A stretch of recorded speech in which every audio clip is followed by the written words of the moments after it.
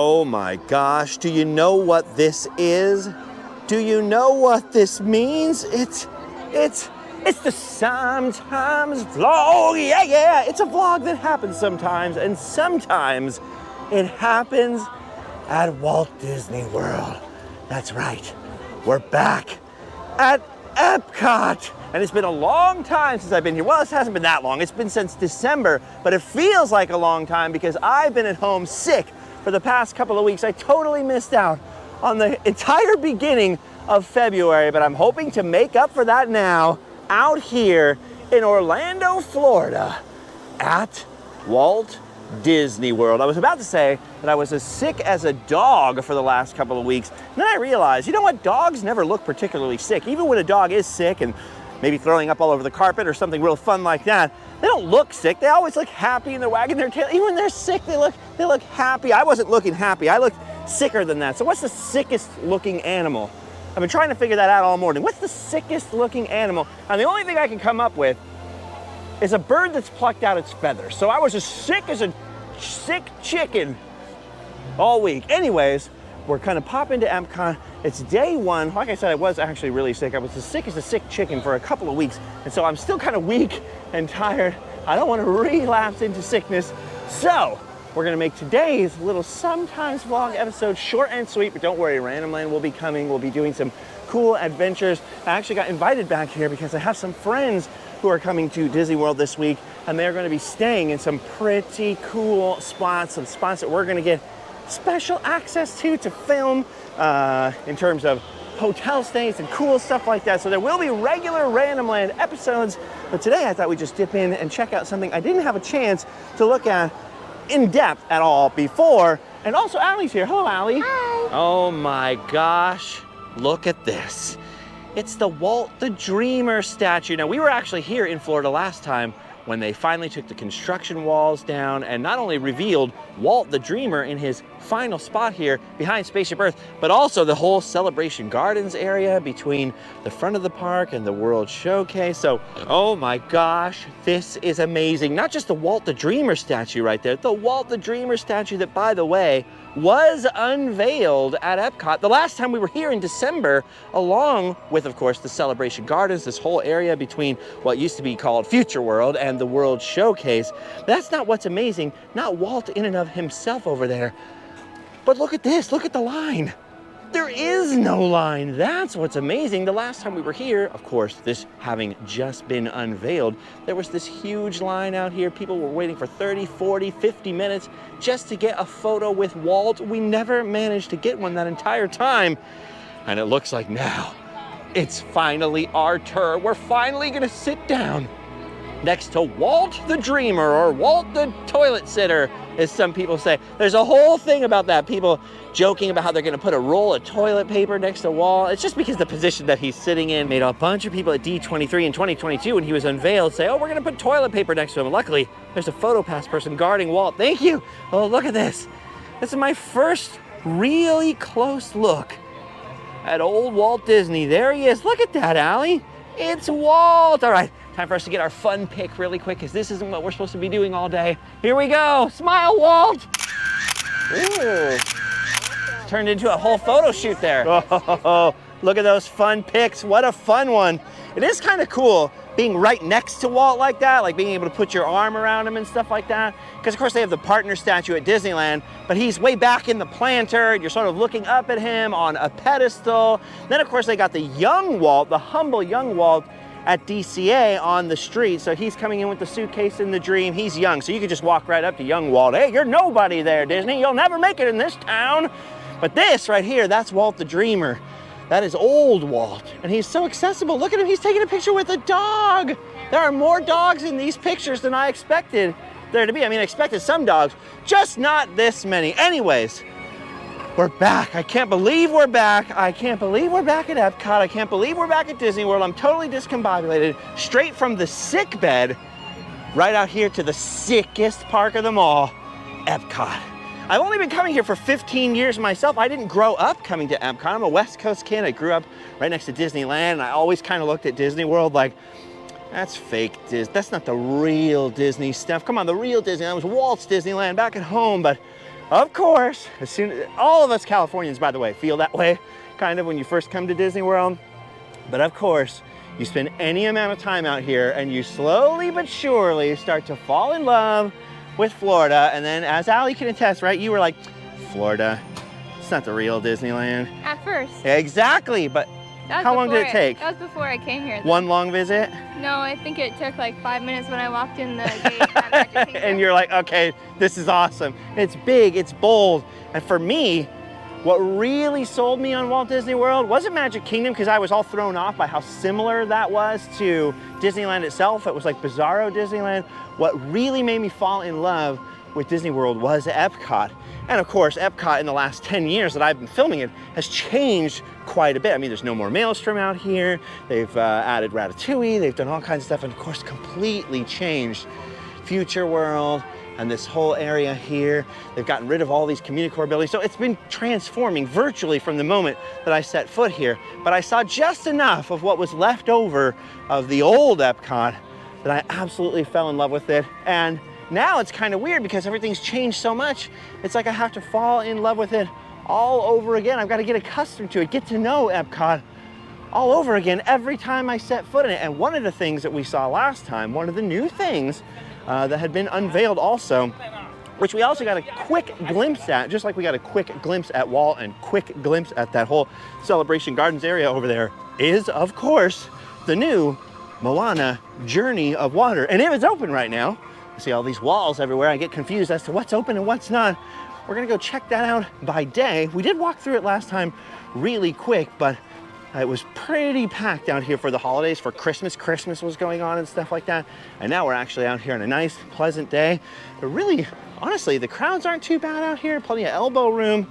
So I'm hoping we'll be able to see a little bit of this and give you, honestly, it'll be almost like a first impression all over again, because I barely have any remembrance of what it looked like at all. So here we go. Well, it looks like the reason that the rest of Epcot might not seem so crowded this morning is that everybody is over here in Moana's Journey of Water, sitting right here in front of course, the land back there and the seas, very appropriately. Here it is. As such a small footprint from the entrance, you almost think like, what was here before? You know, obviously the big Communicore buildings were here and all this kind of stuff, but it's so bizarre. It looks so tiny from the outside, and yet when you get in, the one thing I remember is just how long it felt. Now, I'm sure plenty of you have seen tell of the Journey of Water over here. There's a whole touch and play element to this thing. There's all kinds of interactive water features. And this is kind of the cool thing. I mean, some people were upset because they're like, Moana, you're sticking more IP, you know, intellectual property, sticking more known characters from the movies into the parks. It's supposed to be about education. But here's the thing. The Journey of Water is about education, so it's kind of a mix of new Epcot, including the character of Moana, and old Epcot by building something educational. So you have all these educational signs here, and you're going to see parents showing them to kids. So like last time, you can't get super close. And by the way, you might get a little condensation here on the lens as we go through. So we'll see what kind of footage we can get. Here we go with the beginning of the cycle. We have the rain. And look at that. You're gonna see this face over and over as we journey through the Journey of Water. I guess we're not gonna get as much of an in-depth look as I was perhaps hoping to get as we walk through here. But look at it, so you get all this information about the water cycle. You have the back of Allie's head there, and then all these interesting little interactive things. So if you touch those little streams of water coming down, it makes like music notes. Very similar to when we were in Omega Mart in Las Vegas recently, and you touch the, see, hear that? You see there's a little light shining as I touch it. I don't know how well you can see. It's much more impressive at night in terms of the little light feature. Oh man, now I'm soaked. But yeah, you're making music with the water dripping around, and it's all kinds of things like that. You have interactive fountains, you've got all kinds of little weird water features, but as you can see, it's still so popular. That is quite the crowd. Look at the size of it. And yes, if you wanted to know, it's very wet and slippery everywhere in here. This reminds me a lot of Animal Kingdom and the Pandora thing, the whole Avatar area. All right, I meant to walk through here sort of unedited, but due to the traffic, I have to jump you forward in time as we head towards the stream. All right, once again, you have your little educational signs, and Allie's coming here. You stand on a little thing on the ground here, a little symbol, and as she waves her hand, the water begins to jump up. Okay, don't do anything. Is it gonna stop? Okay, now do it. She starts waving, and then look, the water starts jumping again. So all these weird coconut-looking things must have cameras inside to interact. All right, I'm waving. Look at this. The water is obeying me. I'm in charge of the water. Nobody's impressed. Why isn't anyone impressed? That's like a superpower. I'm a hero, for God's sake. Okay, there you go. So here's the stream running through this area. And so the educational information in this area is all about the different streams. That's kind of cool. So basically, I'm not going to be able to give you the most in-depth tour ever because, of course, as I mentioned, it's so crowded in here. So many people walking through, looking, wondering what they're supposed to be looking at. You got the monkey see, monkey do, monkey pee all over you effect, which is my terminology for when you look at something. And I've noticed this everywhere that I go. You know, oftentimes I'll be looking for something obscure, or maybe I'll be on Route 66. I'm trying to film like the site of an old motel that's not there anymore, right? So I'll be standing literally in front of a vacant lot, but because I've got a camera and because I'm looking at it, people will pull over, they'll stop, they'll look. Well, times that by a million in Disney World. If you're looking at this, or if I even just stared at this rope for long enough, I guarantee you a crowd would form going, what's he looking at? Are we supposed to be looking at it? Should we be looking at that? Should we be getting a selfie of that? Anyway, here's the spring. So talking about how springs come out of the earth and obviously water. And as you can see, people putting their hands out and then the water is rising up to their hands. Again, you got all these weird fishnet basket things, fish traps, which are containing the, obviously, cameras or sensors or whatever it is that makes it work. I haven't really explored the technology. Actually, I stayed pretty spoiler free on the whole Journey of Water thing before it opened up. I was content to just wait to see it when it opened. And so last time we were here, we were gonna try and go really in depth and try to look at everything, try and really look at all the details and do all the little interactive features. Here we go, see? More stuff. The land is shaped by water. So even the land is part of the journey of water. Anyway, and it never ended up happening because it was so crowded. I mean, this is pretty packed. Look at all those people in there. Obviously, any new feature of Disney parks is going to be crowded, it's going to be busy, but it was like a whole other level beyond what I can describe during Christmas. It was nuts. Okay, so this I remember. Here's the dry path, but you can also take the wet path, and walk through the waterfall. Weird. You gonna go through there, Allie? You're gonna try not to get wet? I think if you approach it slowly enough, it'll open for you. Oh yeah. All right, here I go. I'm gonna approach very slowly. The water has opened. The water has closed. The water has closed. I did it. I interacted. And then look at this. I've just noticed they've got all these different symbols and things carved into the rockwork. And then stuff like this, what is that for? I don't know. So I can't tell what's a sensor, what's some other kind of special feature. And as you know, there's all kinds of Play Disney app features and things. Huh? Secret bathroom? Secret bathroom. Oh, they got their own restroom back here. Looks like there's a heck of a line for that restroom actually back there. You'd think, but I bet one day, that's gonna be the move. One day that's gonna be like the top secret pro tip bathroom. Like, oh, you need a clean bathroom? Go over to Journey of Water. When everybody's seen it, when everybody's bored of it, or when it's really cold and nobody wants to get wet or think about water, that is gonna be the ultimate secret restroom. Anyway, we got only a few more stops because we're going at such a quick pace, but yeah, with all the different Play Disney app stuff, you never know anymore. Ooh, look at that. What it is, actually we're gonna look that way in a second. What it is, look at all these jumping little, how about that? You never know what anything is anymore. So it's just like Galaxy's Edge, right? You walk through Galaxy's Edge, you see, oh, there's a bunch of crates over there, and it turns out, no, with the app, you can hack them, or you can do this, you can do these little missions and puzzles and things. And so it's kind of cool to have the interactive features. Personally, I can use the phone as much as I want at home. I can use my phone, I can play with apps and games at my house. So when I like to go out to the parks, I like to not be using my phone as much as possible. So I don't really, that's why I haven't explored too many of the app features when it comes to lands and different things. So I'm assuming this may have some tie-ins, but again, you're gonna see my complete ignorance. Usually when I come to you, from Disney World, or any Disney park really. I'm full of knowledge and I know all about the history, but like I said, I stayed so spoiler-free on this that this is completely new to me, even though I have actually walked through here before. And look at that, there she is, right above the waters. I love this, this is great. I had to scoot away for a second, but that is Fiti.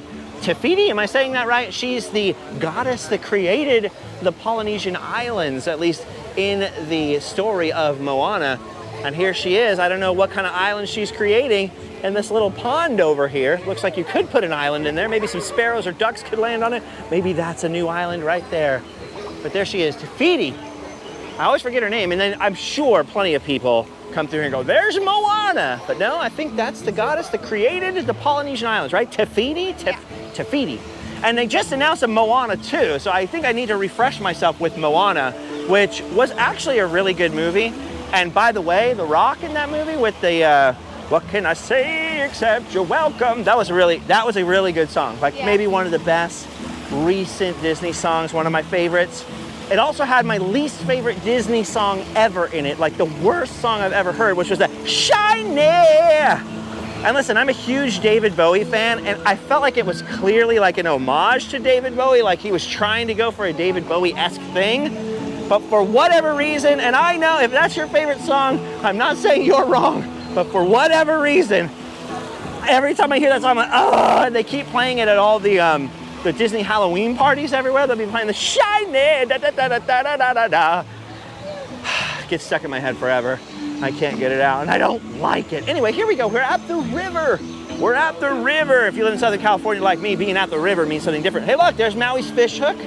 So there's all kinds of hidden symbols in the rockwork, and I cannot wait until the day when this becomes slightly less busy and it becomes a little bit easier to walk through and check out all of the little spots over here. What do you think, Allie? Come here. What do you think of all of this so far as a thing? I mean, I know it's crowded right now. It's a little bit, let's walk over here. We'll be out of, we're getting in this little cubby. We're getting out of the way of traffic. I know it's busy, I know it's new, but what do you think overall just of the idea of it? I think it's cool. I think it's fun to interact with things. See, at first I was like, what are they doing? They're putting like a water park feature, like a playground feature into Epcot. And I was really skeptical. That's part of why I stayed so spoiler free. I was like, I don't even think I want to know. Like, I'll just see what it's like when it opens. And again, I shouldn't have been so skeptical because it turns out, oh, we're doing the wave. Look at this. Woo! It's actually kind of rad. Like the crowdedness of it. Oh boy, I'm getting splashed. I'm getting a splash around. I'm going underneath. No! I've been splashed. Why? The crowdedness of it and the newness of it. It's just like Cars Land. At first, I was not a big fan of Cars Land. As soon as it started to empty out, and as soon as everybody had kind of seen it for their first time, I started to have a lot of it. Oh, raise your arms again. What are we doing? We're raising the seat. Try working as a group. Oh! Wow! Jeez Louise, look at the size of that wave. Whoa, good thing I wore shorts. Okay, that was cool. I don't even remember what I was talking about. Anyway, as soon as I actually come here, whoa, what's happening? There's water squirting and the children are screaming. As soon as I actually came out here and saw it for myself, once you figure that it's going to empty out, once everybody's seen it, once things calm down in here a little bit, I think it's actually pretty darn fun to come through with a pack of friends at night. Maybe after a little round trip around the world, people getting a few grown-up beverages, coming in here, walking around, enjoying the water. It's pretty fun. And of course, it's about 80 degrees right now in Florida. A nice change from rainy, wet Southern California. And I never thought Florida would be more dry than Southern California, but here we are. And it's actually kind of nice getting a little bit of splash, a little splish splash. Okay. There's water shooting all over me. Yes. It's kind of fun, right? Look at this. We got the ocean there. All right. I'm feeling the spirit of it, and I like that it's a lot more educational than I thought it was going to be. Oh, look at the little faces. Oh, I better watch my step over here. I like that it's much more educational than I was expecting. They got all this different stuff about the water cycle. Look at this guy spitting on us. He's spitting on us. He spit right in my face. He spit right in my face. And I'm enjoying it. I like it. So there you go. I just wanted to invite you guys here. Oh, and then we end with sky. We got the ocean, which then gets evaporated into the sky. And that means we've wrapped up the water cycle and we've wrapped up our sort of first impression visit of the thing. Because I walked through once in the day last time. It was even more crowded than that. Then I walked through once at night. I got a few clips. They were in one of our Epcot Christmas videos or something like that. And it was just a couple clips because you could barely walk. You could barely walk last time we were here, right? Like you just couldn't even walk. So that was an uncrowded version compared to the last time I saw it. So there you go. That's my very first impression. Wah! Monorail, monorail, monorail. Gosh, there's nothing quite like that. So that's our first impression, really, of Moana. Hope you enjoyed it. Hope you enjoyed this little off-the-cuff, sometimes vlog visit to a new Disney attraction. Normally, like I said, when I wanted to do it last time, I'd go full Random Land, be full details, talk to some Imagineers, get some behind-the-scenes tips on it and everything. But it was so packed last time, so crowded, so busy, so crazy. There was no opportunity of doing that whatsoever. So I'm glad we did it. And I'm glad we did it with you guys, and we did it as unedited and as off the cuff as we possibly could. And there you have it. My first impression. I liked it. What do you think? Overall, let me see, hold on. All right, what would you say overall? Overall? Yeah. I like it. I would do this every time we came here. Really? Especially, Like just walk through? Yeah, especially when it's really hot too. Yeah, it's nice that it's actually warm. I was just saying, thank God it's actually dry. I never thought I'd see the day where Florida was more dry than home. Home was all soggy and wet and crazy, but so you'd recommend it? Yes. Even though it's a little bit crowded still in there, you think it's worth a visit? Yeah, All I right. do. And there you go. So I'm pleasantly surprised, nice and educational. It is still fun. It's new. It's exciting. Look, it's bringing the crowds. It's bringing the crowds. Take that, Universal Studios, with your Harry Potter and whatever. And there you have it. All right, check out the links down below. We'll be on Instagram. We'll be back here for some more Disney World fun. I'm still kind of recovering my strength, so I'm already tired because I've spent so long being sick. But like I said, I'm determined to make up for it. For now, you've done your duty. You can go home and see well.